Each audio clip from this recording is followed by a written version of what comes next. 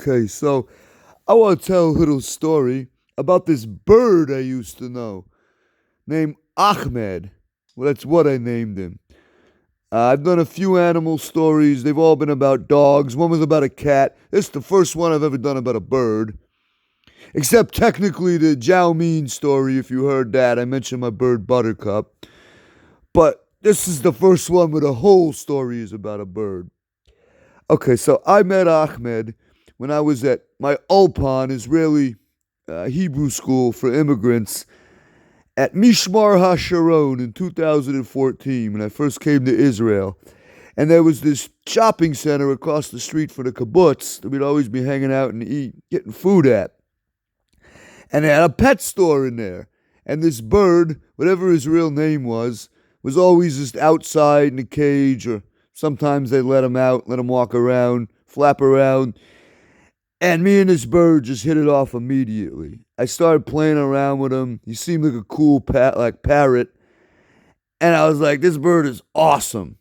And so I'm like, you know what? I gotta name him, right? I'm like, you know what? I'm gonna call him Achmed. And the other guys in the open are like, dude, you named the fucking bird Ahmed? Like, yeah, bro, he's Ahmed.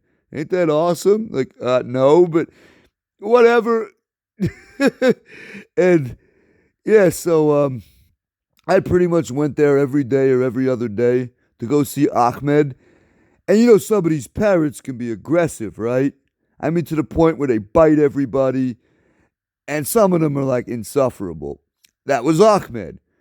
And I guess he was a biter to the point where it was impossible for the pet store to sell him. They couldn't give this bird away.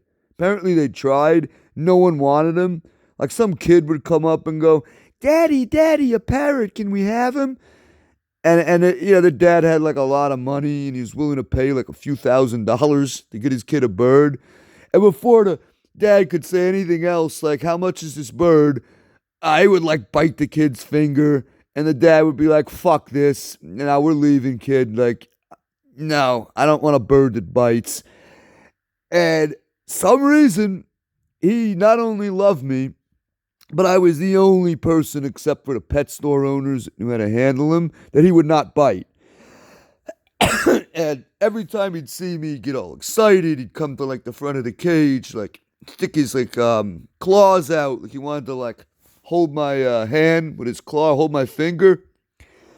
And for some weird reason, this bird loved when I would hum the Muslim call to prayer. I know I'm so racist, right?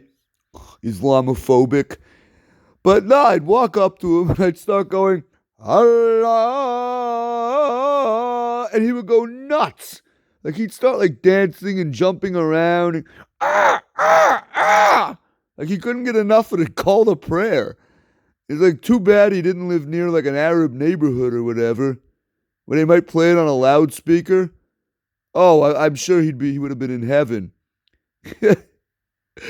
But yeah, and there was this other bird, right? Usually these parrots will have a partner because they're social animals and they don't want to be alone. Bird will get really depressed, start ripping out its feathers and shit if it gets lonely. There's like two other birds in there. The other one I called Senor Skittles, and the third bird, because it was entirely white, I referred to it as White Power. Yeah, let an SJW hear that one, right? It'd be the end of me. Oh my god, that's like so racist. But yeah, the other guys in the Elpon found that hysterical. They're like, "Bro, you called that bird White Power? Bro, you're fucking nuts. That's awesome." And like, "Yo, what up, Ahmed? What up, White Power?" And yeah, the guys at the pet store, like we probably like annoyed them because I was always down there like playing with this bird. They didn't care. You know, Israelis can be laid back and they're like whatever. You know, if this is what he likes to do, if he really likes this bird that much, then whatever, leave him alone. So they never said anything. And yeah, he really, really loved me, right? To the point where when I unfortunately got kicked out of the kibbutz, if you've heard my other stories, my story about my crazy British friend Karen, bend over, Rover. I never had any luck at those places. People on the kibbutzim, they didn't like me. I was always getting kicked out of them. So after 4 to 5 months of Opon, I get kicked out. And of course, I got to go see Achmed one last time. Now, they say parrots are intelligent, and they're intelligent enough to talk. Oh, I actually got him to say his own name. It depends on a bird and whatever, how easy it is for them to talk and pick up certain words and phrases. And I had to work with him for weeks and weeks, right, to get him to say his name. Then finally, one day he goes, Ahmed, Ahmed. and I was like so proud of myself and proud of Ahmed for finally getting it down. Like, yo, bro, he said his name. He said Ahmed. No, listen. Ahmed? Like, dude, you're fucking nuts. And so, anyways, like I said, I say these birds are intelligent, but I didn't realize they had like intuition and shit. Like, oh wow. Like, I know animals have intuition for like picking up earthquakes.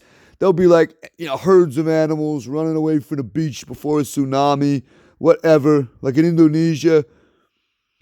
But I didn't know they know when like you're leaving and you're not coming back. But I swear to God, the night before I left, I went back to the pet store to say goodbye one last time. And, me and him are hanging out as usual. We're chilling.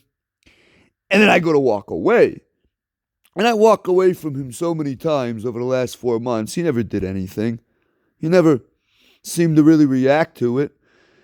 But for some reason, this one night, I start walking away from the pet store. And he's basically like crying, right? And I'm like, holy shit, how does he know? How does he know that now like I said, all the other times he never reacted. But now he's like squawking his little head off and I almost like cried. It's like sad, right?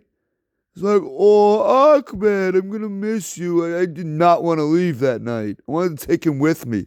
But the people at the pet store told me he would have cost about 7,000 shekels to buy, which is roughly $2,000. It's actually standard for a parrot like that. A large parrot that can really talk. Yeah, they're expensive as fuck. And of course, like I said, he has to have his partner, his wife with him, or he'll go insane. And so that would have made like 14,000. It's $4,000. Yeah, like I had that much money on me at the time. And I always told myself I'd go back for him someday. And even after 7 years in Israel, I still haven't done it. I still haven't seen him again. But, I still think, right, that these parrots live forever. I mean, some of them live 30, 40 years or more. And I think he was only maybe 2 or 3 years old at the time. So he could live for decades more. And I could go back there in 10 years, and if the pet store is still in business, he could still be there. Probably still biting people, still can't sell them, so they just keep them there forever at the pet store. I hope so. I really would go back for him too. I really loved Ahmed that much. But yeah, that was my little story about the parrot I met inside the kibbutz in Israel, who I nicknamed Ahmed, who would go nuts when I would hum the call to prayer, who would bite every other person except for me. And he just loved me for whatever reason, including the night I left when, incredibly, he knew I was leaving for good and started crying over it, squawking his head off. What a bird. What a fucking bird.